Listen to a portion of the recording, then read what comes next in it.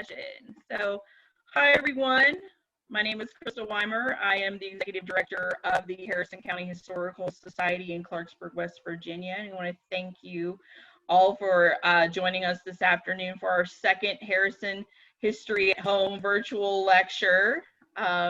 We hope that all of you are doing well and are safe during this pandemic. It's really kind of been crazy for everyone, especially for us here in Harrison County, and pretty much everybody all over the world is kind of, doing the best we can at this moment. And I appreciate every last one of you who have signed up to, participate in these. If you want to know when we're doing others, let us know, shoot us an email, follow us on Facebook. We're going to be doing more of these. And we're just happy to just be doing good history content. So little out of the house, or early front of house things, I guess we should say. If you please make sure that you are on mute. And yes, we are recording the session today, and so it will be available on the Harrison County Historical Society's Facebook. It'll be available on our website, and we actually do have a YouTube channel. So if you prefer YouTube over all those other things, it will be up there sometime next week. So look for that. If you have a question that you think of throughout Dr. Esposito's presentation, feel free to put that in the chat box, and we will check in with those at the Q&A at the end. If you are interested in reading Dr. Esposito's thesis on Lenna Lowe Yost, at the very top of the chat is a link to find that dissertation. And you can download that and read that for free. And so please check that out. I encourage you all to do that. I believe that is, if you are able, we are in a pandemic, and the Harrison County Historical Society is, we are still unable to do our traditional methods of fundraising. So if you are able and you want to and you appreciate us doing these things, I have also put in a link in the chat to our PayPal donation page. If you're able to give a little something, every little bit helps. That allows us, to continue to offer these sessions, for us to take care of, our very diverse, archival collection at the Historical Society. And we have a historic house that's 213 years old that we also have to manage. So we appreciate any little bit of help. And I have a cat on the call. So without further ado, I'm going to introduce our guest speaker today, Dr. Karina Esposito, who is a good friend of mine from my time at West Virginia University.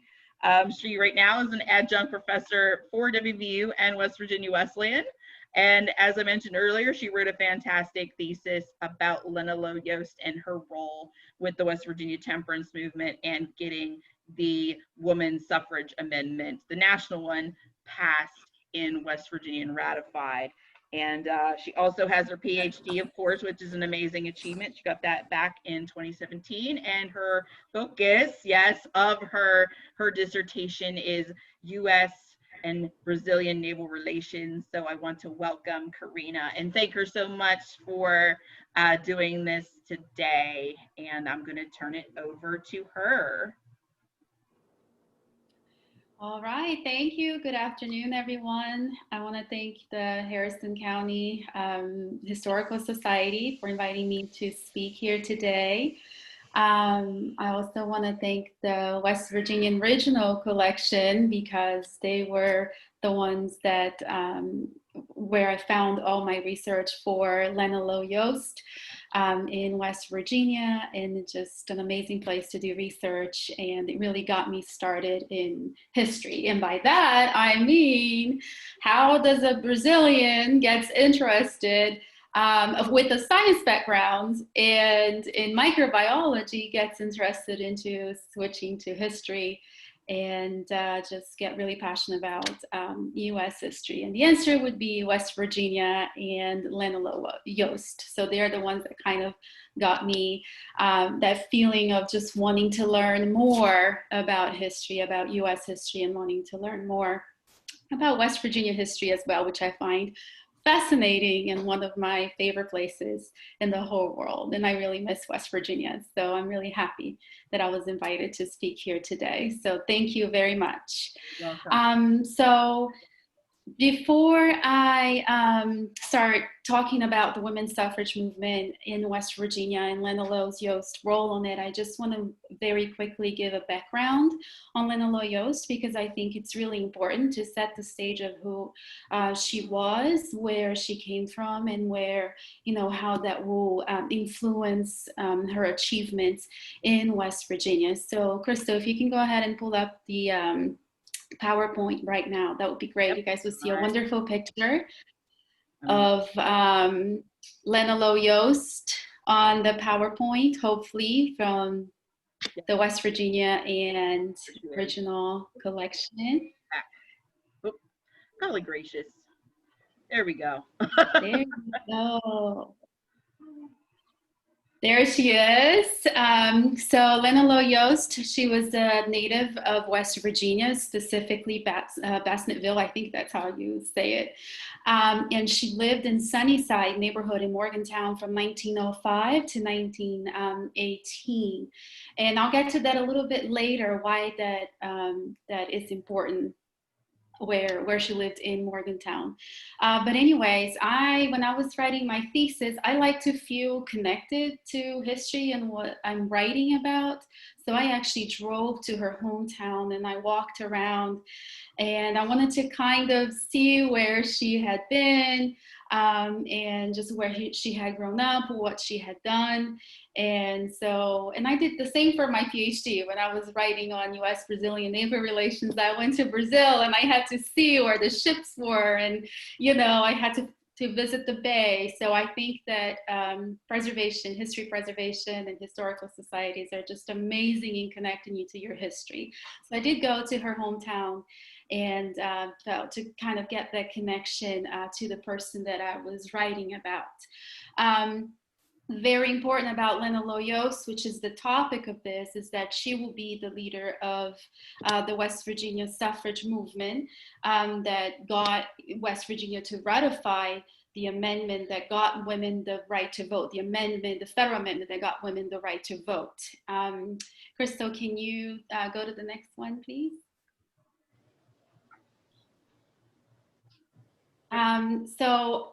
And this is after the women's suffrage movement. I just want to kind of set the stage again to show you who she was and her accomplishments and her life in politics, just to kind of, like I said, set the stage about Lenna Lowe Yost. So you can see here that she was appointed by President Harding as one of the 9 U.S. representatives at the International Congress Against Alcoholism. Yost was also the first woman to become a member of the Republican National Committee from West Virginia. Also becoming the first woman in the history of her state to preside over a state convention in 1920. So that's quite an accomplishment. She was also the first woman chairman of any Republican state convention and the first one to act as chair of the Committee on Platform and Politics of the Republican State Convention. And her husband, Ellis Yost, who was also in politics and a member of the House in West Virginia, they kept close contacts with the White House, notably with President Hoover and First Lady Patricia Nixon. So go ahead and go to the next slide, please. This is where, like I said, I walked around to kind of feel connected to her history, where she was born. During her earlier years there, she was an organist at the oldest church in Fairview, West Virginia. And again, I took that picture and just kind of feel connected to where she came from. So I thought that would be neat to show you guys. The next slide. That is her husband, Ellis Yost. And he, like I said, he was very much involved in politics. And he was also born in Fairview, and he met Lenna Lowe Yost while studying at the Wesleyan College. And they married in 1899. And again, many of those who knew the Yost described their relationship as a joyful one. But professionally, they were both involved in the Prohibition Movement in West Virginia, which was kind of what got Lenna Lowe Yost's career started from that. And that was very typical for women during that time period to get their life in politics started with the Temperance movement, and then kind of use the context and the experience of organizing for the Prohibition movement to kind of join other movements of that era. And in Yost's case, she would go on to lead the women suffrage movement.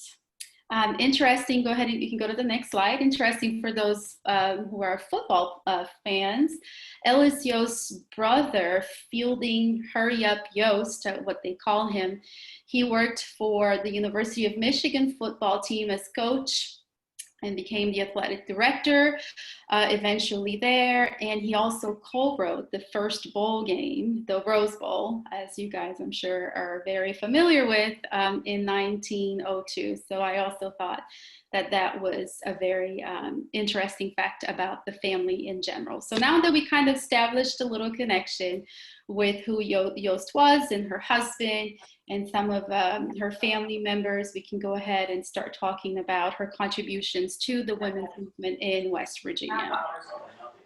Go ahead to the next one. Ooh, I think somebody's phone is on. I mean, those are really comfortable. Patricia's phone. That's yours. You may say, How do Hey we? everyone, if you're, hold on, I'm gonna see who we got unmuted here. If you've just joined us, please make sure that you mute yourself. I'm gonna try to find you so that we don't have all the background noise that I happens. don't think they can hear us. Uh-oh. and this blocks. Oh my gosh. My cursor's, oh, there goes the video. Oh, Did he Lord. mute? Okay, let me see. There we go. All right, I think we found it. Okay, and we're ready. Okay. All right. So now let's get started to Lenna Lowe Yost movement in West Virginia. So she started her career, like I said, many other women in West Virginia through the Women's Christian Temperance Union. So that's, again, how women kind of started their career in the public sphere back then. And in 1909 and 1913, her husband, and this is relevant, he became a member of the state legislature from the Morgantown County, and where he started a battle for Prohibition Amendment in West Virginia. The amendment actually would later be called the Yost Law, and it was considered by many one of the strictest prohibition laws in the country.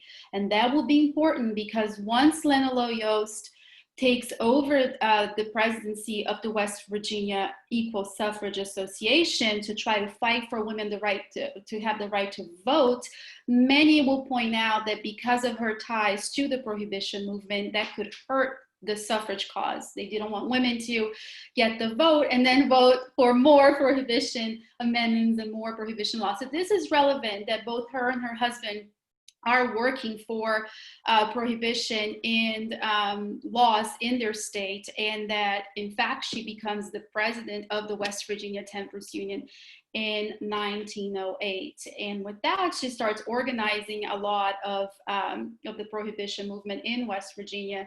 And she organized parades, which you can see a picture on the next slide.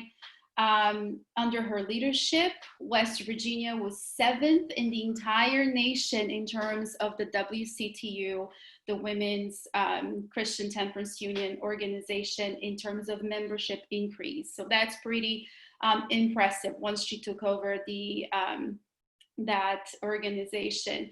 And the Yost Law that I just mentioned that her husband fought so hard for actually went into effect on July 1st, 1914. And again, important to note that it was considered by many one of the toughest, strictest prohibition laws in the country. So the Yost name kind of get that reputation for, you know, been fighting for prohibition in the United States. So setting that aside, we can now move on to her entering now the leadership of the West Virginia suffrage movement. So that we can go to the next slide. So she takes over the West Virginia Equal Suffrage Association presidency in 1916. Now, the West Virginia Equal Suffrage Association, it was a smaller division of the National Women's Association that were fighting for the right to vote back then. The National American Women's Suffrage Association, which was led by very well-known in the women's history books, Carrie Chapman Catt. So she led that organization, and Lenna Lowe Yost was the leader in the chapter in West Virginia, the West Virginia Equal Suffrage Association. And now this is important. It was the first time that the same woman, Lenna Lowe Yost, became president of both organizations simultaneously, both the Prohibition organization in West Virginia and the suffrage organization in West Virginia. So she's leading both of those in 1916. A factor that to many wants, and I'll get to that because she's going to fight for a state referendum in 1916 to get West Virginia to pass a referendum that would give West Virginia women the right to vote. Because at this time in 1916, the strategy of the organization was not to fight for a federal amendment that would give women the right to vote, but is to fight for a state referendum. So put the vote up in the state and see if West Virginia would, allow West Virginia women to vote. Some states had already done that, and women were able to vote in some states. So in 1916, we have Lenna Lowe Yost and the National American Women's Suffrage Association with this strategy of a state by state. Let's get West Virginia to pass the right to vote for women. So she's fighting for this state referendum. You can go ahead and go to the next slide. So she is, again, president of both organizations at this point. Now we will focus more on her leadership on the suffrage movement, but again, keep in mind that she was the president of the Prohibition organization as well in West Virginia. So there was a lot of anti-suffrage sentiment back in 1916 once Yost was trying to lead this movement in West Virginia. And just for some context, I'll give you a couple of quotes from newspapers, local newspapers in West Virginia at the time, and opinions against suffrage, which is important to know because it's going to hurt the cause of getting women the right to vote in West Virginia. So here's one quote from the Huntington Herald Dispatch. Quote, "I believe that neither the state, the family, nor women herself would be benefited, but on the contrary, would be injured if she were invested in suffrage." According to many anti-suffragists, it was actually against the teachings from the Bible to grant women the right to vote. You can see the following statement on the same newspaper, quote, "God forbid that the destruction of our homes be made possible by an innovation proposed to be brought by a small minority of women agitators." So, there's a lot of people that don't believe that women should get the vote at the time. So that's one of the challenges that Yost faced in West Virginia and many other states in the US. When referred to the possibility of office holding for women, which was one of the fears, actually interesting, is that not so much, there were fears that women would get the right to vote, but what happens next? If women get the right to vote, are they going to enter into actual politics and run for office? And, are we going to put them completely in this political sphere? And is that good for the family? Is that good for society? So again, when referred to the possibility of office holding for women, the Clarksburg Daily published, "Office holding is, on the face of it, incompatible with women's proper discharge of her duties as wife and mother." So you see, again, a fear of disrupting what they thought was a stable, how society was supposed to function. Women were not supposed to enter that sphere. Another fear that they put is that if women get the right to vote and fight for equal rights, they might lose some of what they consider were benefits that women had at the time. So again, another quote here from a local newspaper: in equal suffrage states, the husband's obligation to his wife is taken away. He's not liable for her support and her debts because they are on equal footing. So all of these scare tactics are put into place, and Lenna Lowe Yost has that to deal with. There were also comments of biological differences between men and women, one of the reasons why women should not get the vote.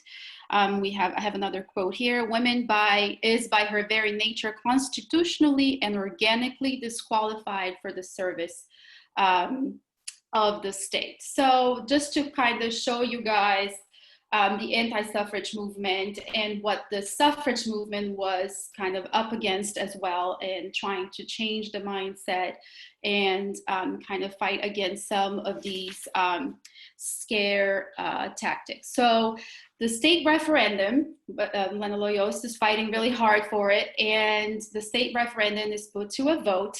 And West Virginia receives the worst defeat than any other state in the country at that time. So remember when I told you that she was the president of both the Prohibition and the Prohibition movement and the Women's Suffrage Movement. So to a lot of people, that they argue that that would be the reason why it suffered such a horrible defeat. They point out to her connection to the Prohibition movement. So not just this anti-suffrage movement that is putting pressure on it, but also her connection to prohibition. If we allow women to vote, they will continue making prohibition laws more strict. And the president, again, of the National American Women's Suffrage Association, Carrie Chapman Catt, she blamed the defeat on the fact that the same woman, referring to Yost, was the president of both the Temperance and suffrage associations in West Virginia. So that's why in the beginning I wanted to point out Yost's connection to the Prohibition movement. So 1916, West Virginia loses badly for women. They do not get the right to vote. This is a state referendum, not a federal amendment. West Virginia says no. Voters says no, we're not getting women the right to vote. Now, what happens later is that women will change, not women, but the suffrage movement will change their strategy. So from going from a state to state, let's go for a federal amendment. Let's fight for a federal amendment that would give women the right to vote. So that's the next slide.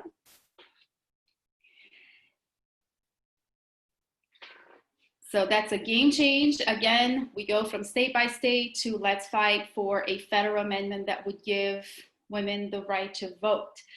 At that point in 1919, when we start to see the battle for the ratification of the amendment, once it gets through Congress, then the states have to ratify it.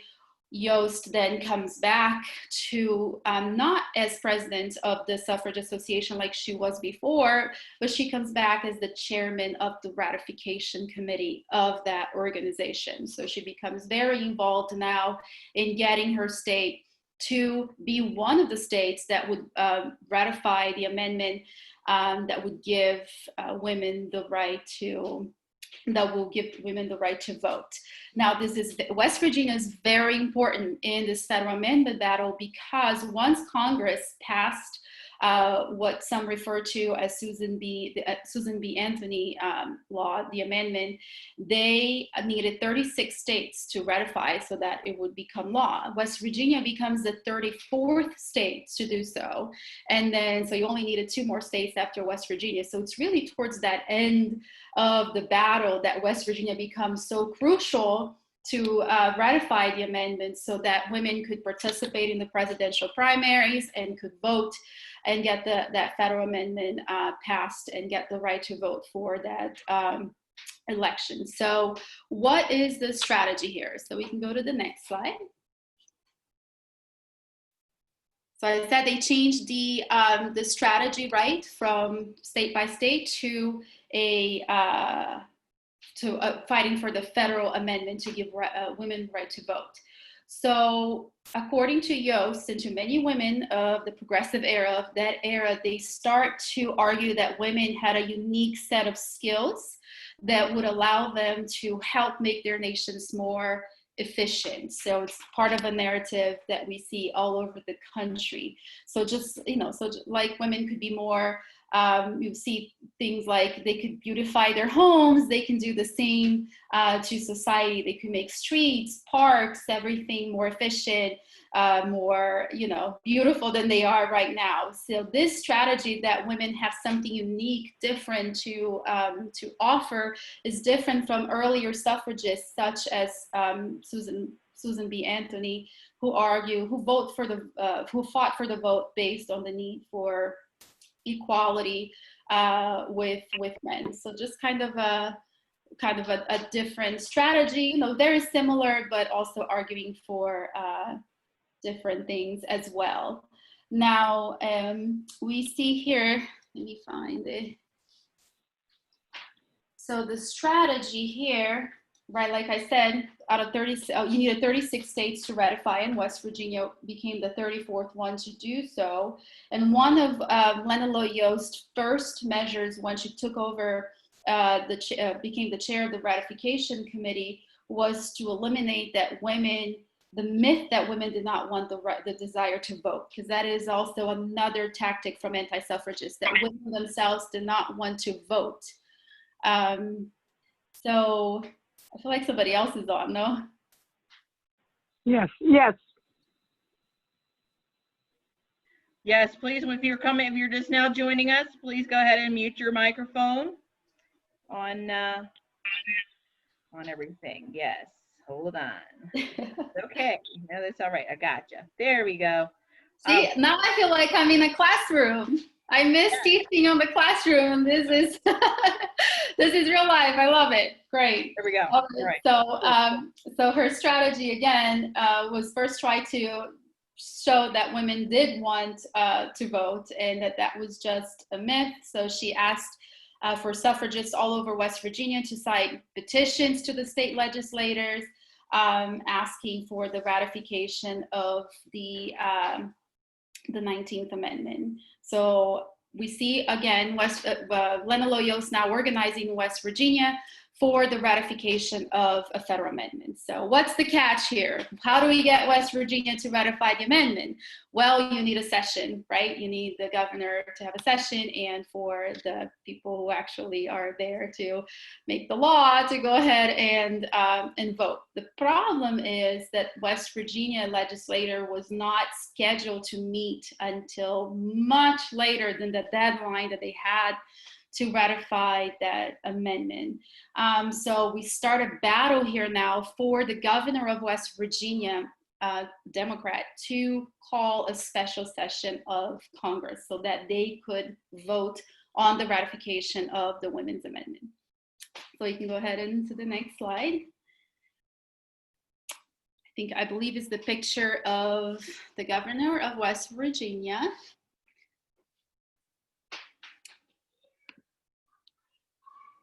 John Jacob Cornwall. There he is. So he corresponded very regularly with Lenna Lowe Yost and trusted her to keep him informed on who is willing to vote from the members of the West Virginia legislature, who's going to vote. If he calls a special session, am I going to get the votes, So that was very, very important. Now, the situation in West Virginia was peculiar because the governor was hesitant to call a special session. He had shown inclination towards supporting the women's suffrage amendment, but he was waiting on another item, a resolution of a lawsuit concerning a tax on oil and gas companies that the state had approved, but that the oil companies were appealing against in the courts. So he was waiting for that because he didn't want to call a special session to deal with the women's suffrage amendment and then have to call a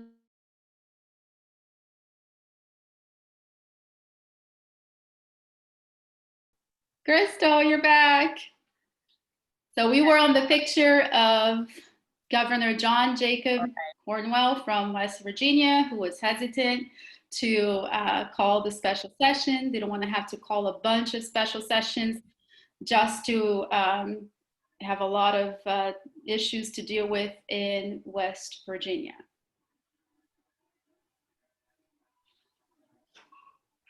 There he is. There is Mr. John Jacob Cornwell.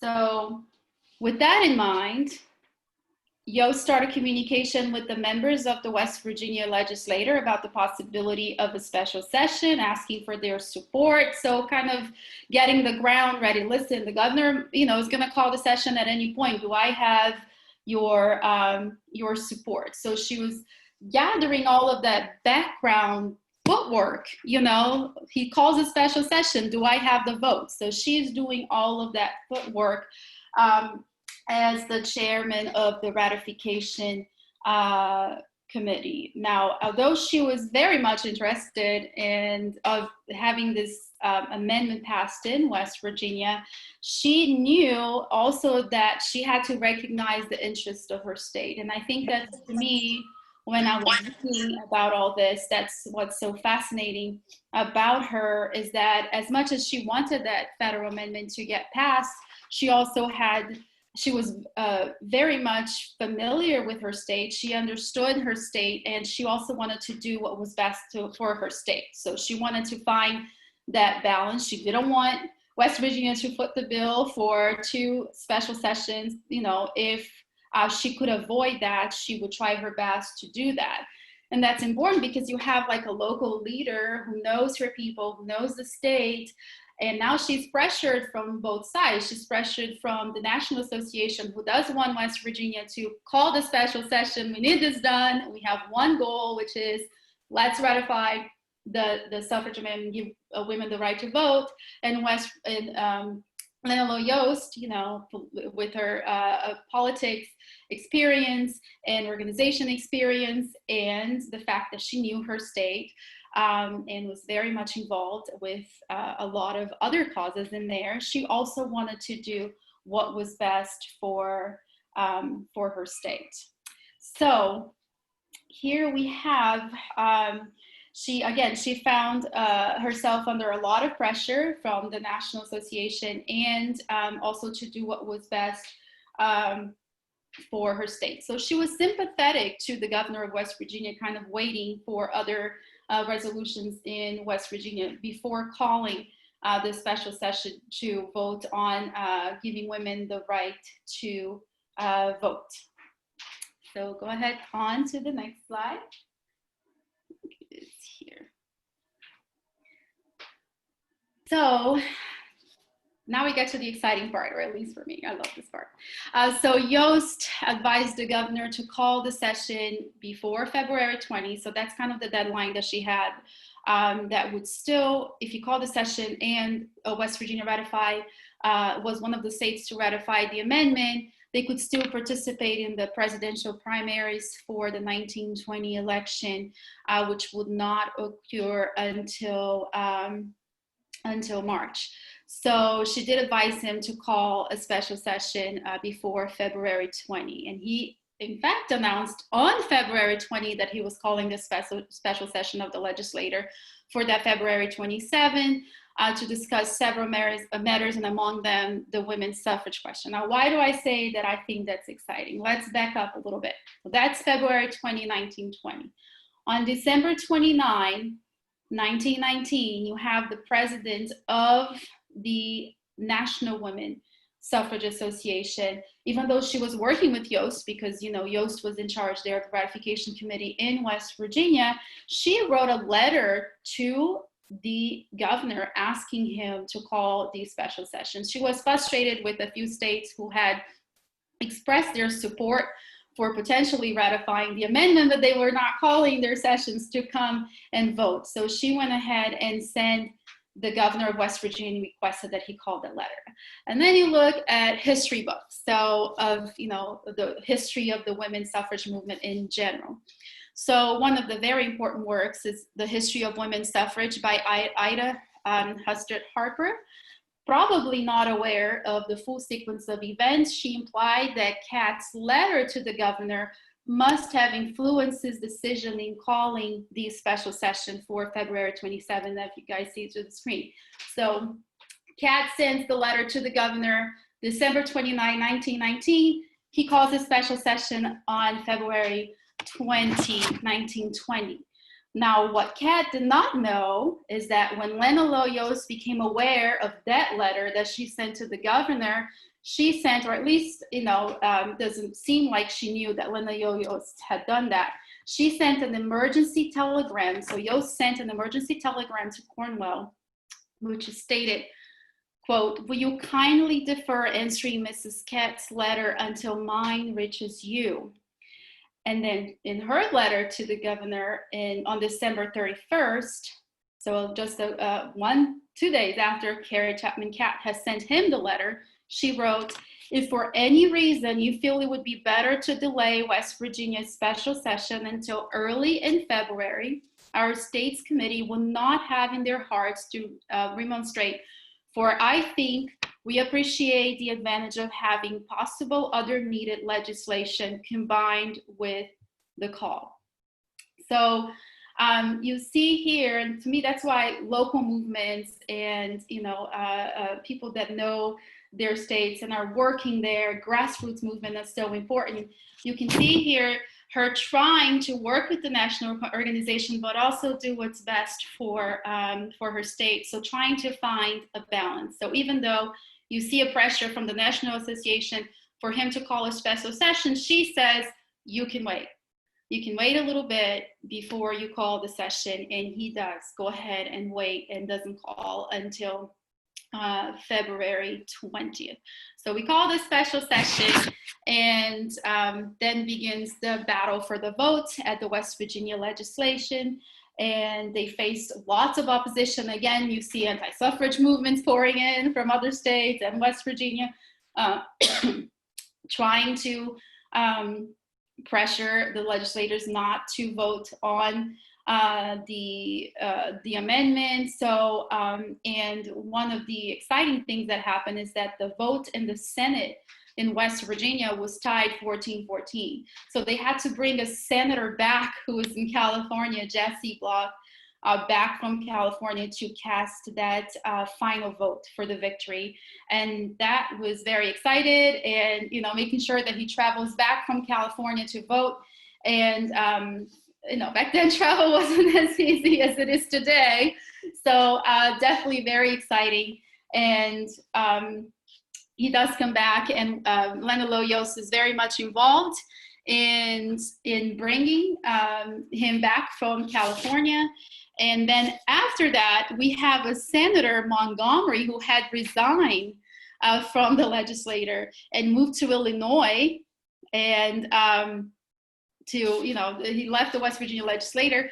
And then when the situation was heated up in West Virginia and the votes were tied and they're trying to bring the senator back from California, you have this other senator here requesting the governor of West Virginia to disregard the letter and let him participate in the voting process. Now, he was against the suffrage amendment, and so he would have probably voted against the amendment, which would have made the situation worse in West Virginia. And but that doesn't work. The governor rushed and went ahead and submitted his letter and made it official and said, no, you resign, here's the letter, it's official. And we kind of see the end of this ratification of the amendment in West Virginia. So West Virginia becomes the 34th state out of 36 needed. And we can see that the calling of the special session was extremely important for West Virginia to become that state. And Lenna Lowe Yost was very much involved in that, involved in telling the governor, here's who's going to vote for. Yes, you can call the session. So, kind of just her political acumen showing and connections and so forth. So you can go to the next slide. So you have a lot of political, influential politicians at the time who praised Yost for her work in helping West Virginia to become the 34th state to do that. You can see the quotes here on your screen.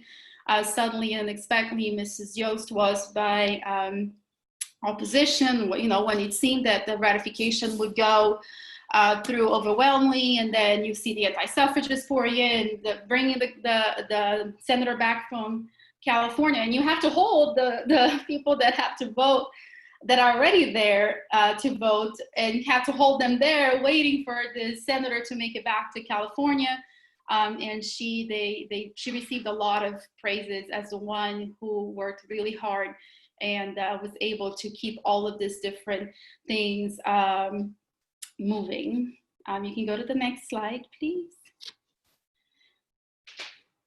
And this quote always, I don't know, I always thought was very, it had an impact when I read it, because I personally didn't know anything about Lenna Lowe Yost, you know, not when I lived in Brazil or when I moved to the US. You always hear Susan B. Anthony and Carrie Chapman Catt, Elizabeth Cady Stanton, Lucy Burns. You have all of these important, very much important national leaders of the suffrage movement. And then I read this, you know, among these leaders is Lenna Lowe Yost, who is generally conceded, has more contacts and wider acquaintance with men and women of national prominence than any other person in the country. The Washington Post, 1934. So I'm like, who is this woman? You know, I have to learn a little bit more about her. And like I said at the beginning of this talk, I like to feel connected to the history. I drove to where she was from, and on the next slide, you can see a little, I think on the next slide, a little historical marker. Let's see. Oh no, oh, before I talk about that, for those of you in Morgantown, you're very much familiar with Elizabeth Moore Hall. Oh, you can go to the next one, Crystal, the Elizabeth Moore Hall one. So after, you know, the whole suffrage amendment was behind her, Lenna Lowe Yost, she became the first woman to be appointed to a statewide office when she was appointed to the West Virginia Board of Education. And she was deeply involved in the construction of Elizabeth Moore Hall in 1925. And the goal back then was to allow female college students to engage in physical activities and have a place where they will feel comfortable at the university, because things were a little different back then to attend college. So this is a very special building for me. Every time I go to Morgantown, I go in. If you go in and you turn left, there is a portrait of her in there, and I have to take a picture next to the portrait. The lady there already knows, but that's Elizabeth Moore Hall. And I believe she's the one that suggested the name. If I'm not mistaken, somebody wanted to name it after her when the whole thing was going on. She refused the honor and named after Elizabeth Moore. Now, the next slide is the historic marker. So there is the one you find if you're driving through Basnetville, again, West Virginia. Residents proud there of their little known native West Virginia, and proudly display their historical marker there, talking a little bit about her. Here's another quote that I also thought was, again, who is this woman? As I'm going through the wonderful West Virginia Original Collection in Morgantown, I come across these quotes. When asked if he passed Yost on the road from Alderson to Charleston, West Virginia, U.S. Attorney General John C. Sargent responded, well, we passed a car containing a woman, and Mr. Bank insisted it was Mrs. Yost. And I said if it was Mrs. Yost, we wouldn't be passing her. So again, you can see how people really respected her and thought that she was this just really great and effective woman organizer for the women's movement in general. And then the next slide, because after I finished my master thesis, I went into my PhD, completely changed topics, went into foreign policy, but then I decided to get a cultural resource management degree a certificate at WVU. And I just had to find where Lenna Lowe Yost lived in Sunnyside. Again, I like that connection to the history, those historic preservations. So I did a lot of research at the deed research at the courthouse, and Ancestry.com and West Virginia records at the West Virginia Regional Collection firefighter records for the city, you know, where they number all of the houses. And I took this picture, and today what used to be her house in Sunnyside is a parking lot. So that's where my kind of research on Lenna Lowe Yost ended. I did the thesis, and then I engaged in more of a historic preservation aspect of remembering her, and that's where I went on this treasury hunt and found where she lived. So with that in mind, I hope you guys enjoyed Mrs. Yost's story and influence in West Virginia. That was just the process that I went through to find her house. I did enjoy the deed research, I'm not gonna lie. I know some people, it can be tedious, but I loved it. So it was nice trying to trace back, you know, where she lived. So that was kind of nice. And I'm done. Okay. Does anyone have any questions? My stuff disappeared from my chat box when I had that little snafu earlier. So does anybody have a questions about, you know, obviously I'll send everyone out, obviously the video, I'll send out a link to find Karina's thesis. It is digital. You can find it through the WVU repository for, you know, for the theses and dissertations. You know, I had the privilege of reading your dissertation, your thesis, excuse me. And, you know, it's very remarkable. Like, again, you're talking about an era where women are starting to, obviously with the progressive era, they're allowed to do social work. They're allowed to do a lot of charity work in churches, in charities.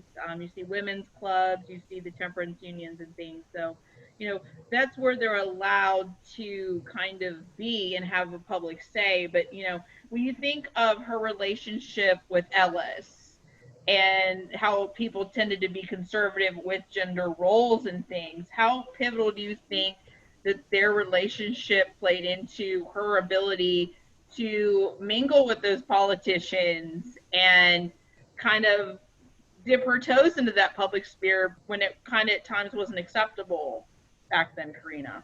Oh, that was one of the things close to my heart too, when I was researching about their relationship. I wish I had my thesis in front of me, but there were poems. He wrote her poems when she was away. And supported her career. And it just seemed like, you know, they were just not just united professionally with the temperance movement, but he seemed very supportive of her and just let her do her thing. And just, yeah, like I said, I remember I had to, I'm like, I don't know, should I include poems in my thesis? Is this relevant? But I think I included like 2 or 3 because I just thought, like you just pointed out, it's very relevant.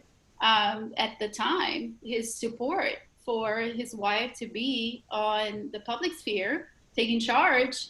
And, you know, they moved to DC. She's writing for a temperance journal, and then she has to come back to West Virginia to be the chair of the ratification committee. So he's kind of like, you know, he was a member of the House until 1913 in West Virginia, but then he's kind of looks like he's following her, her leadership in, you know, where her career is taking her. So if you have a chance to skim the thesis, you can find a couple of the poems there, and it's the sweetest thing. Yes, it's her. And then you also mentioned towards the, you know, the latter half of it, you talk about how she never wrote her own memoirs of her experiences with all of this, and that, yes, and it comes down to kind of her relationship with the national leaders, the national suffrage leaders, and how they kind of were very, and you mentioned, you touched on it a little bit, where they kind of didn't give her credit for some of the things that she was doing here. And, you know, the whole letter. I think I actually try, let me see if I have it. I think I tried to print because I thought that that part was actually very relevant. You are correct, where she did not write her own accounts of the suffrage movement in West Virginia. We do see a correspondence between her and Kara Chapman Catt that might at least tell us like what she's thinking, what she might be thinking about the whole experience in what Yost might be thinking about the whole experience in West Virginia. Carrie Chapman Catt seemed like she was responding to what seemed like Yost's criticism, because Catt wrote, if, however, there was any hiatus in letters or telegraphic communications from this office which led you to believe that we were for a single moment unmindful of the terrible strain under which you were laboring, that we did not appreciate your conscientious purpose and were not grateful for all you were doing, and did, allow me to set your heart at rest on this score. So I couldn't find on the papers, Yost papers, maybe the letter maybe could be on Catt's personal papers, actually. I'm not sure what Yost told Catt, but it seemed like she was responding to something that perhaps Yost was not completely happy with how things went, or maybe the recognition of her work from the National Suffrage Association. Yes, so I also found that interesting, and just, you know, it's as I said again, because, you know, again, we're looking at, you know, the early 20th century, and again, you know, women are going to college, women are working outside the home, and, you know, even like World War I, folks kind of say, you know, the amendment was more likely to pass because, you know, men had saw how women kind of really worked during World War I and put all the fundraising stuff together, and that kind of convinced them that the ladies could handle the responsibility of you know, running, not necessarily running for office, but, you know, definitely voting. But, you know, you also mentioned that, you know, Lenna Lowe Yost was very, you know, encouraging of women to kind of take part in the party politics, and yeah, and trying to do all of that. So yeah, it's really, you know, I encourage all of you, and we will send the link out, to just read all of that Karina put in there, because there's just so much just really good stuff in there about, you know, the adapting of the roles of women at this time, and, you know, and the conflict between, you know, people like Alice Paul versus Carrie Chapman Catt, and what the, you know, the strategies are. So yes, and she talks all about all that stuff. So yeah, do you feel that she was would she have considered herself a politician prior to getting the right to vote? Would she have described herself that way? Yeah, I think so. I think she was definitely simultaneously fighting not just for women to get the right to vote. Like I said, two different things here. You have some women that are like, hey, we do want the right to vote, but actually entering politics and running for office and, you know, being involved there, that's a men's space. I don't want that. I don't want to vote, but I don't want to do that. And Lenna Lowe Yost from the beginning seemed like she's like, no, I want that. So I get the sense that she was, her strategies was to work with people from both parties. I mean, she was a Republican, the governor was a Democrat. You mentioned the tensions between the National Women's Party, which was led by Alice Paul at the time. I think there's a pretty good movie on that, the National Women's Party and Alice Paul. So she's also very well known. The tensions between that party and the National American Women Suffrage Association, which was the one that Lenna Lowe Yost represented in West Virginia in the local chapter there, because the National Women's Party had more militant strategy. So, you know, if you're a women's movement in a state that might not like those militant strategies, then somebody like Yost, who's trying to get people into the committee, who's trying to get women organized, she has to kind of navigate between inviting these women to participate in this movement, but also calming down the ones that say, wait a minute, why are you inviting this militant strategy to come into our into our committee? So she's trying to get people from all over and to be part of that committee, even though herself did not promote those militant strategies. She tried to kind of, ease things down and say, I don't think that this is where it's going. Yeah, so that's a good point. And I think there's a whole chapter on the thesis about the tensions between those two organizations. Yes. In case anyone, we have some folks here from the Harrison County area in the north central West Virginia area. Some of our suffragettes in Harrison County, of course, there's Julie Walker Rule, what you do talk about a little bit in the thesis. She was from Harrison County, again, another college-educated woman. She was not originally from West Virginia. She was from Connecticut. Those who are very local to the Clarksburg area will probably recognize that name as one of the founders of the Clarksburg Public Library in town. That's awesome. I didn't know that. I think she took over the presidency of the West Virginia Equal Suffrage Association from Yost after that horrendous 1916 referendum lost. So when the whole thing was happening, she was the actual president of the federal amendment. She was the president of the West Virginia Equal Suffrage Association, while Yost was the chair of the ratification committee. So that's interesting. She's her husband, again, was very active, I think, in politics as well. And of course, other folks that, not necessarily, we had, Virginia Romine, Snyder Romine was one here. Alma McWhorter West was another one that she afterwards, after, the amendment passed, she did find herself doing a little politicking as well. So again, Harrison County, she was from southern Harrison County originally, and then she, of course, back in the Clarksburg area. And there's several others I can, link to, but other big names that are kind of connected to kind of this progressive movement and the women's suffrage. As far as men are concerned, Harvey Harmer, again, you talk about him a little bit in the Senate of West Virginia. He was very, very progressive.